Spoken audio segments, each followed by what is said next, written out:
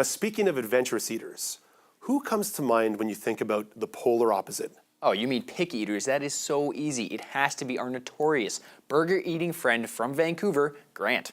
Bingo. Grant wanted to improve his cooking skills, so he headed over to the CNIB Kitchen and Teaching Suite in Vancouver.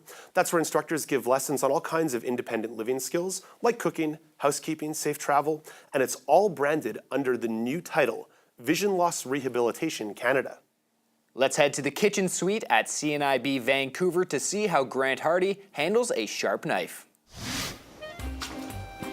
I headed over to meet vision rehabilitation specialist Lynn Jensen, who is also blind, with an appetite to learn and, well, an appetite. First up, labeling. Hey Grant, come on into the kitchen. Thanks for having me. How are you doing with identifying things in the kitchen cupboards? Well, I'm doing all right. I mean, a lot of stuff, once you feel it a couple times, you can just tell by the size, shape, that kind of thing. Exactly. That's really important to remember. When it comes to labeling, keep it simple. If it doesn't need a label, don't label it. If you had a can of chicken noodle soup and maybe a can of mushrooms that were shaped approximately the same size, how might you label it?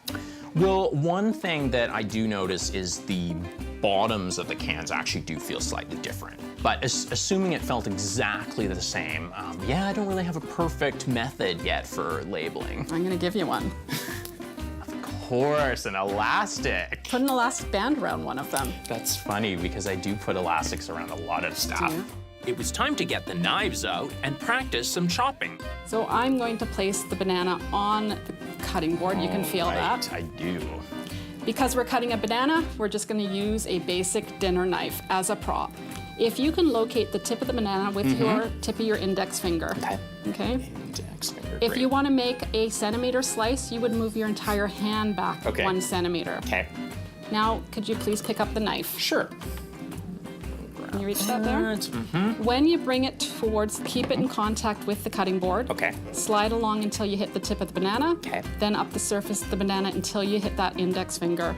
Okay. Before you make the slice, you have to curl all your fingers back. Okay. And then apply pressure straight down to There make the we slice. are.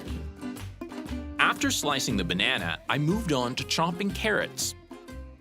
Curl the fingers and chop, chop. Next, it was time to get cooking with the stove.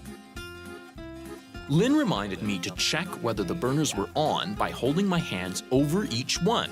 She then showed me how to center a pot on a hot burner using a similar method. By circling my hand over the pot, I could feel the heat and tell whether it was even.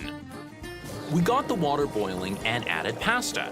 The talking timer told me when things were ready, which meant it was time to carefully pour the water using a colander, a potentially scalding experience. Now it was time to find something to put on the penne pasta I just prepared.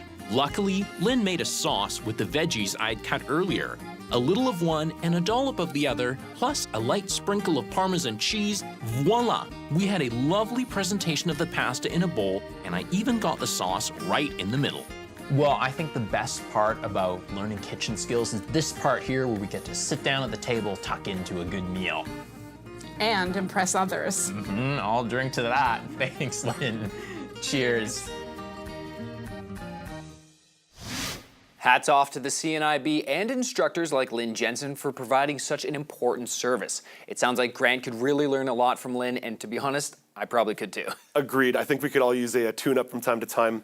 One thing to remember is people who are blind or low vision come from different backgrounds and different skill sets. People who were born blind have been adapting their entire lives, so they just need to pick up a few tips from time to time. And others who have lost their vision suddenly need to relearn basic independent living skills in a non-visual way. Another consideration is parents of children with vision loss or blindness might be focusing on education or academics. So you have a strong book learning, but maybe your independent living skills aren't quite as strong. That's why free services like this are so important. For information about Vision Loss Rehabilitation Canada and to find out what services are available in your area, visit visionlossrehab.ca.